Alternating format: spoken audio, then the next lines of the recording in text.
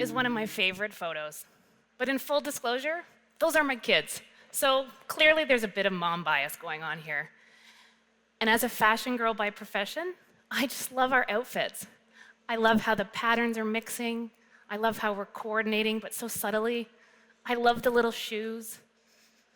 But what our outfits don't tell you is how we were feeling that day.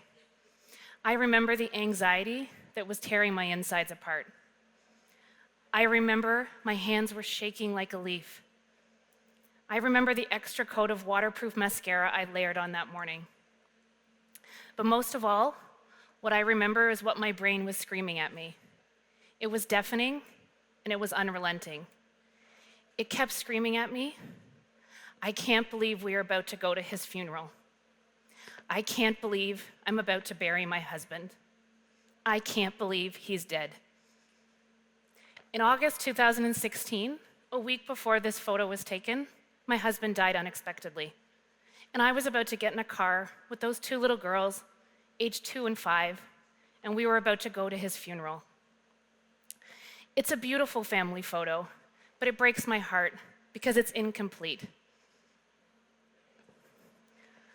Let me introduce you. This is my husband. This is Kevin. He was one of a kind.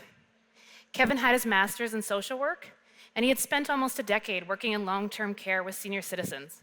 And he'd spent a shorter stint working in palliative care in a hospital. And Kevin always said that the best part of his job was that he got to talk to old people all day long. He said he just loved hearing the stories they had to share. Kevin was an amazing father. I remember when our oldest daughter was 4, she was invited to a Halloween-themed birthday party, and all the kids were encouraged to wear their costumes, and the grown-ups were too. But of course, none of us did, except for Kevin. And the best part is, the party was in a public park. So there was a bunch of people in the park that didn't know Kevin was wearing a costume. And he was dressed as a heavy metal rocker at that, with his zebra print leggings, his mullet wig. It was a true testament to the love of his children, because Kevin actually hated Halloween and he hated dressing up. Kevin had a love of all things political, and I still can't believe that in the last 2 years, he's missed so much in politics in Canada and the US. Kevin loved tattoos, and he was covered in them. He loved the art form so much. He had one on his leg that was simply the letters WDTSF. And he would grin like a Cheshire cat when someone would say, "Kevin, what does that stand for?" And he wouldn't answer, he'd just laugh and smirk. And they'd say again, "Kevin, what does that stand for?" And he still wouldn't answer, and he'd laugh. And then they'd ask again, "What does that stand for?" And then it would dawn on them, "Oh, WDTSF. Kevin." His silliness and humor are what got me through many a day. He was my best friend, and he was one of the best things that ever happened to me. A week before that family photo was taken, my family was ripped apart unexpectedly. Those little girls, they're now fatherless. I had 16 years with the love of my life, but I'm now facing 40+ years without him. But what I haven't shared is how Kevin died. And the truth is, my husband was a heroin addict. For 7 of our 16 years together, he shot up heroin alone in our basement, and he died of an accidental overdose at home.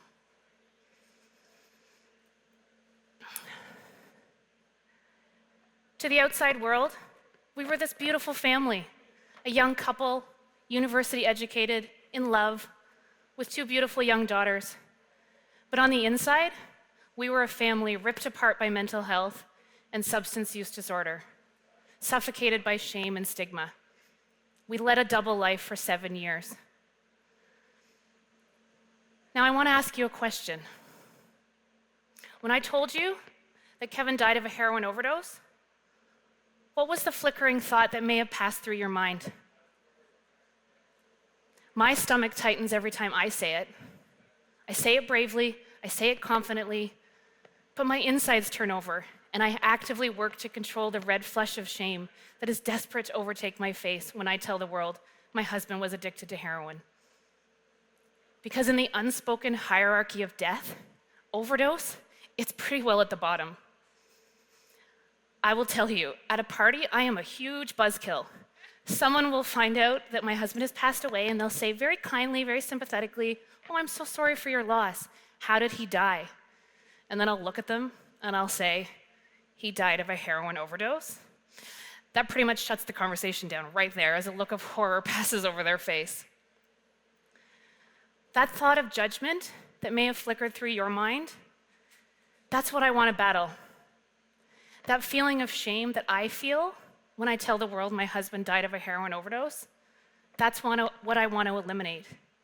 Because it's the same shame that is suffocating those who are struggling today with substance use disorder. That shame keeps their suffering in silence. It keeps it in the shadows and prevents them from reaching out for help. I know because Kevin and I lived it. In 2004, Kevin was diagnosed with generalized anxiety disorder. And the stigma that surrounded his mental health disorder, it most certainly silenced him. He shared his struggles with very few people. But he wanted to feel better. He wanted to feel different. He wanted to feel something. He wanted to feel normal. His mental health disorder was most certainly a driving factor in his substance use. But never in a million years was heroin something I expected him to try. Heroin is for junkies on the street, not people like us. But how naive I was. I found out about his heroin use almost a decade ago. He overdosed at home, and I found him. He was unconscious, he was barely breathing, he was blue in the face. He was nearly dead. I called 911, and the paramedics revived him. But that traumatic night, that changed both of us for the rest of our lives. Kevin fought tooth and nail for the next 7 years to resist the power that heroin had over him. And he struggled. He struggled with stints in inpatient rehab, outpatient rehab. He lived in a sober living facility, and eventually living back with me. And eventually, his Narcotics Anonymous meetings and his recovery work, it started to stick. And he got a year in recovery. And then he got 2 years. And then he relapsed. And then he got another year in recovery. And then he relapsed again. Over and over and over again, the cycle repeated itself. I remember after one relapse, we were sitting in our family room at home, Kevin's head in my lap, and he was sobbing. He sobbed, "I hate this. I don't want this. I don't want to do this to you. I don't want to die." After our first few relapses, I began to hide them from my inner circle as well. I was so tired, and I was so ashamed. I was so tired of explaining the disease of addiction, and I was so tired of defending Kevin's actions. I remember one night having to tell my parents that yet again my husband had screwed up and relapsed. With shame flushing my face red, I told my parents, and my dad looked at me with such anger, and he yelled, "Get rid of him!" But I couldn't. Kevin was fighting tooth and nail to fight this. If he had cancer and the cancer kept coming back, I wouldn't leave him. In my mind, this was no different. It wasn't easy. Often I would stumble across a poorly hidden needle when I was doing our laundry or looking for our Christmas decorations. And each discovery was a knife to my heart because it was a realization that yes, Kevin was still struggling, and yes, he was still deceiving me. It was a realization that yes, death could still be on our doorstep. Over 400 people attended Kevin's funeral. It was the most the funeral home had ever had, they told me. But sadly, in that huge crowd, only a handful of people knew of Kevin's addiction.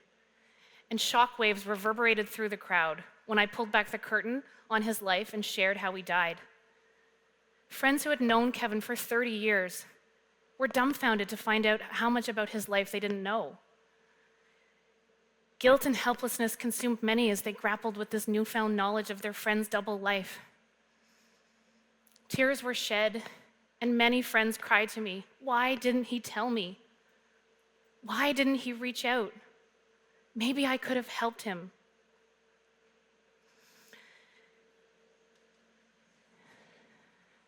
I myself have spent many a night wondering the same thing. If Kevin hadn't been ashamed, would he have reached out more? If Kevin hadn't been ashamed, would he have leaned on his friends and family more? And if Kevin hadn't been ashamed, would he still be alive? Kevin hid his youth, and he hid it because he was ashamed. And in that shame, it caused him to isolate himself. He pulled back from his friends, his family, his sponsor, his recovery work. And in that isolation, the thoughts that told him he could use just one more time, the thoughts that told him he could return to the drug, they got louder and louder until they were all he could hear.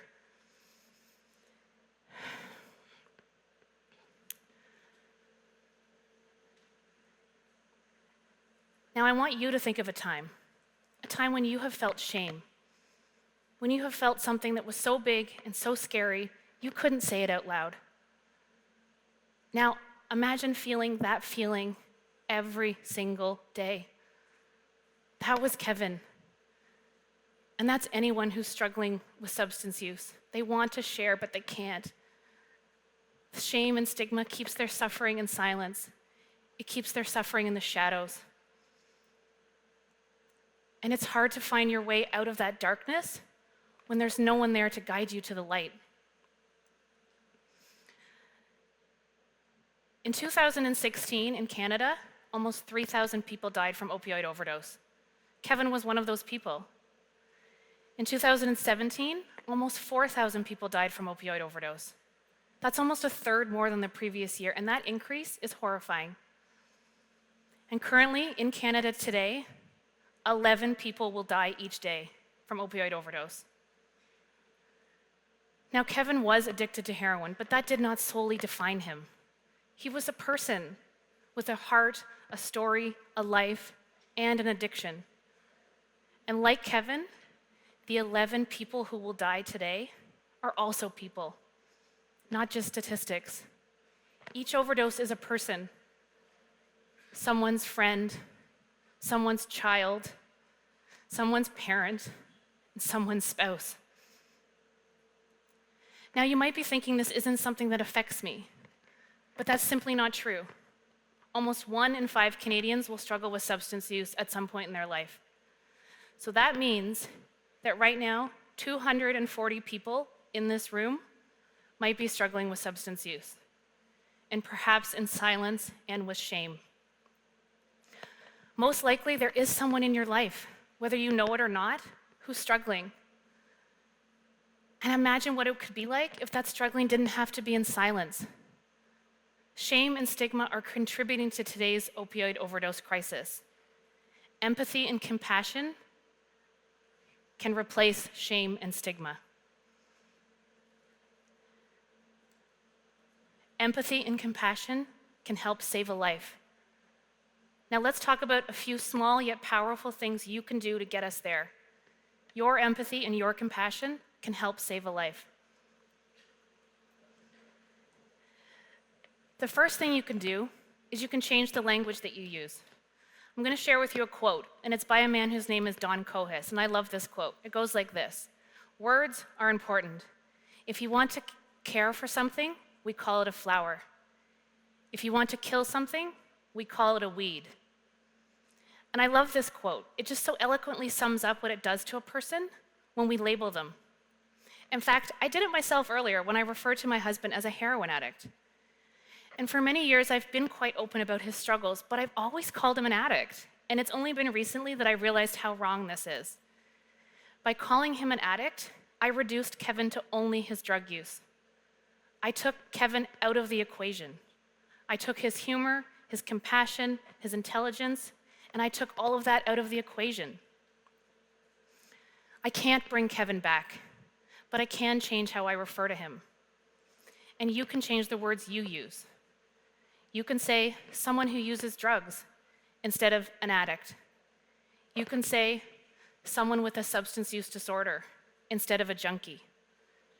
You can say drug use instead of drug abuse.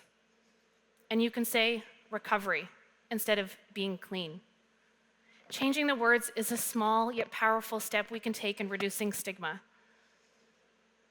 It literally costs you nothing, but it's priceless to those who are struggling because it treats them with dignity and respect. The second thing you can do is you can get a Naloxone kit. Now, treating substance use disorder, it's not a simple straight line from addicted to saved. It's a complicated journey of 1 step forward, 2 steps back, 2 steps forward, 1 step back.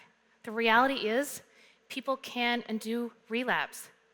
Kevin relapsed so many times. Someone can overdose and die while on the road to recovery. Kevin did.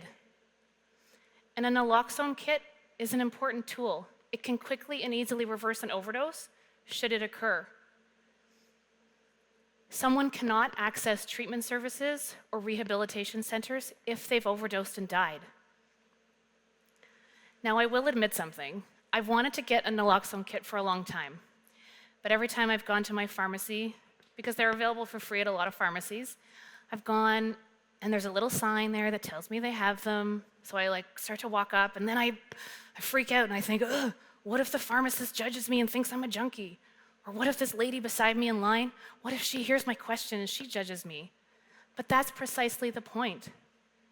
The more we bring this out into the open and simply treat a Naloxone kit as an important part of a first aid kit and an important tool in saving lives while someone works towards recovery, the more we can reduce the stigma surrounding drug use.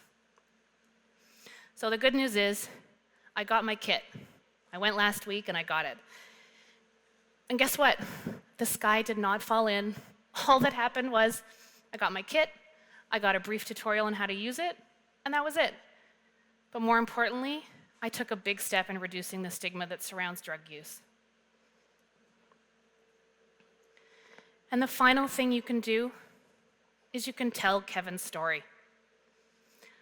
One of Kevin's best friends from university is a high school teacher, and recently she arrived in class and she was really upset over Kevin. So she abandoned her lesson plan and instead she shared the story of Kevin with her students. She told them about her friend and his struggle with drug use, and she told them how he died because of his drug use. And she cried as she talked. And her students received her grief with such open arms, and they began to talk. One student who'd been causing a lot of disruptions in class, she shared how her sister was struggling with drug use and the effect it was having on their family. And it quickly became clear to everyone in that room that her disruptions in class were actually due to her really tough family life. Another student shared her brother's struggle with drug use. And as they went around the room, all of a sudden every student wanted to share. My friend said it was really hard and really scary to share her heart with a bunch of 15-year-olds, but because she did, those kids were able to unload some of that really heavy weight they were carrying. And those kids that didn't understand each other before they walked in that room, they began to break down that wall and build connection to one another and build empathy and compassion for one another. She said they left that room more connected, more empathetic, and more caring. So leave here today and tell Kevin's story. Tell someone in your life how you heard a story about a man who loved his wife, loved his children, and loved his job. And tell them how he was also sick. And tell them how he was a drug user. And tell them that he lost his life to his illness. And tell them that you learned he was still deserving of love and compassion and empathy despite his drug use. Because the more we talk about substance use disorders, the more we can reduce the stigma and shame that is associated. And the more the stigma and shame is reduced, the more our empathy and compassion can grow. And it will be easier for those who are suffering to speak up and access help. We can save lives. Let Kevin's story help us get there. Thank you.